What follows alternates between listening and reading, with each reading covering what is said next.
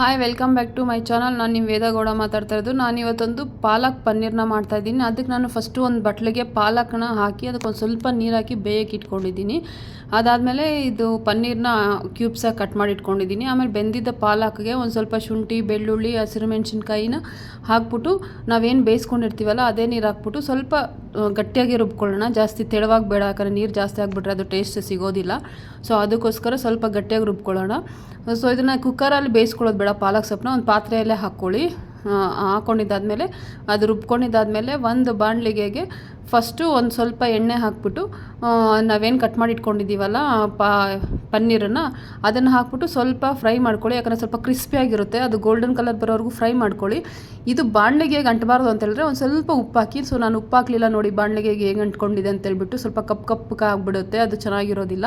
So ಅದಕ್ಕೋಸ್ಕರ ಸ್ವಲ್ಪ ಉಪ್ಪು ಹಾಕ್ಬಿಟ್ಟು ಎಣ್ಣೆಗೆ ಅದಾದಮೇಲೆ ನೀವು ಇದು ಮಾಡ್ಕೊಳ್ಳಿ. ಅದು ಬಾಣಲಿಗೆ ಅಂಟೋದಿಲ್ಲ. ಇದೊಂದು ಟಿಪ್ಸು ನಿಮಗೆ ಪನ್ನೀರ್ನ ಫ್ರೈ ಮಾಡೋದಕ್ಕೆ.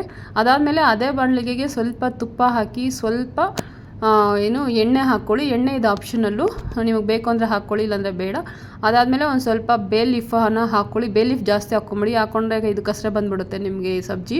ಅದಾದಮೇಲೆ ಒಂದು ಸ್ವಲ್ಪ ಜೀರಿಗೆ ಹಾಕ್ಕೊಳ್ಳಿ. ಸಾಸಿವೆ ಹಾಕ್ಬಿಡಿ, ಜೀರಿಗೆ ಹಾಕ್ಕೊಳ್ಳಿ. ಜೀರಿಗೆ ಸ್ವಲ್ಪ ಕೆಂಪಕ್ಕಾದ್ಮೇಲೆ ಕೆಂಪು ಮೆಣಸಿನ್ಕಾಯಿ ಹಾಕ್ಕೊಳ್ಳಿ. ಮತ್ತು ಸಣ್ಣ ಸಣ್ಣದಾಗಿ ಹಚ್ಚಿಟ್ಕೊಂಡಿರ್ತಕ್ಕಂಥ ಈರುಳ್ಳಿನ ಹಾಕ್ಕೊಂಡು ಗೋಲ್ಡನ್ ಬ್ರೌನ್ ಬರೋ ತನಕ ಅದನ್ನು ಹುರ್ಕೊಳ್ಳಿ. ಹುರ್ಕೊಂಡಿದ್ದಾದಮೇಲೆ ಅದಕ್ಕೆ ಒಂದು ಸ್ವಲ್ಪ ಶುಂಠಿ ಬೆಳ್ಳುಳ್ಳಿ ಪೇಸ್ಟ್ ಹಾಕ್ಕೊಳ್ಳಿ. ನಾನು ಶುಂಠಿ ಬೆಳ್ಳುಳ್ಳಿ ಪೇಸ್ಟ್ ಮನೇಲೇ ರೆಡಿ ಮಾಡ್ಕೊಳ್ತೀನಿ, ಅಂಗಡಿಯಿಂದ ತರೋದಿಲ್ಲ. ಯಾಕಂದರೆ ಅದೊಂದು ಸ್ವಲ್ಪ ಹುಳಿ ಬಂದುಬಿಡುತ್ತೆ, ಅದಕ್ಕೋಸ್ಕರ.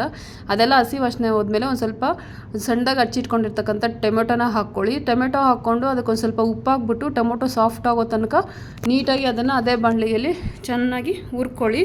ಚೆನ್ನಾಗಿ ಹುರ್ಕೊಂಡಿದ್ದಾದಮೇಲೆ ಕಡಿಮೆ ಊರಿನಲ್ಲೇ ಹುರ್ಕೊಳ್ಳಿ, ಓಕೆನಾ. ಸೊ ಅದಾದಮೇಲೆ ಒಂದು ಸ್ವಲ್ಪ ಧನಿಯಾ ಪೌಡ್ರ್ ಹಾಕ್ಕೊಳ್ಳಿ. ಸ್ವಲ್ಪ ನಾನ್ ವೆಜ್ ಫ್ಲೇವರ್ ಬರುತ್ತೆ, ಅದಕ್ಕೋಸ್ಕರ ಧನಿಯಾ ಪೌಡರ್ನ ಹಾಕ್ಕೊಂಡು ಅದಾದಮೇಲೆ ಸ್ವಲ್ಪ ಅರ್ಶಿನದ ಪುಡಿ ಹಾಕ್ಕೊಳ್ಳಿ. ಅರ್ಶಿನದ ಪುಡಿ ಆ್ಯಂಟಿಬಯೋಟಿಕ್ಕಾಗಿ ವರ್ಕ್ ಮಾಡುತ್ತೆ. ಸೊ ಅದಕ್ಕೋಸ್ಕರ ಸ್ವಲ್ಪ ಅರ್ಶಿನದ ಪುಡಿ ಹಾಕ್ಕೊಳ್ಳಿ. ಅದಾದಮೇಲೆ ಸ್ವಲ್ಪ ಗರಂ ಮಸಾಲೆ ಹಾಕ್ಕೊಳ್ಳಿ, ಅದಿನ್ನೂ ಟೇಸ್ಟ್ ಸ್ವಲ್ಪ ಹೆವಿ ಕೊಡುತ್ತೆ, ಅದಕ್ಕೋಸ್ಕರ ಹಾಕ್ಕೊಳ್ಳಿ. ಅದಾದಮೇಲೆ ನಾವೇನು ರುಬ್ಬಿಟ್ಕೊಂಡಿದ್ದೀವಲ್ಲ ಆ ಪೇಸ್ಟನ್ನ ಹಾಕ್ಕೊಂಡು ಸ್ವಲ್ಪ ಹಸಿ ವಾಸನೆ ಹೋಗೋ ತನಕ ಕುದಿಸ್ಕೊಳ್ಳಿ. ಚೆನ್ನಾಗಿ ಕುದಿಸ್ಕೊಂಡಿದ್ದಾದಮೇಲೆ ಅದಾದಮೇಲೆ ನೀರು ಹಾಕೋದು ಬೇಡ ಇದಕ್ಕೆ.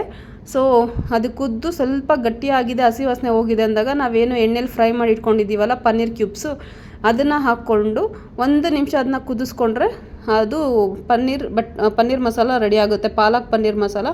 ಇದನ್ನು ನೀವು ಚಪಾತಿ ಜೊತೆ ಇದು ತಿನ್ಬೋದು. ಸೊ ಬೆಸ್ಟ್ ಕಾಂಬಿನೇಷನ್ ಅಂದರೆ ಚಪಾತಿ ಅಥವಾ ಪರೋಟಕ್ಕೆ ಪಾಲಕ್ ಪನ್ನೀರು ಬೆಸ್ಟ್ ಕಾಂಬಿನೇಷನ್ ಅಂತ ಹೇಳ್ಬೋದು. ನನಗಂತೂ ತುಂಬ ಚೆನ್ನಾಗಿ ಬಂದಿತ್ತು ಟೇಸ್ಟು. ನೀವು ಒಂದು ಸತಿ ಟ್ರೈ ಮಾಡಿ ಹೇಗೆ ಬಂದಿತ್ತು ಅಂತ ಹೇಳಿ. ಯಾರ್ಯಾರು ನನ್ನ ಚಾನಲ್ನ ಫಸ್ಟ್ ಟೈಮ್ ನೋಡ್ತಾ ಇದ್ದೀರಾ ಅವ್ರು ದಯವಿಟ್ಟು ಸಬ್ಸ್ಕ್ರೈಬ್ ಮಾಡಿರಿ ಅಂತ ಹೇಳ್ಕೊಳ್ತೀನಿ. Thank you.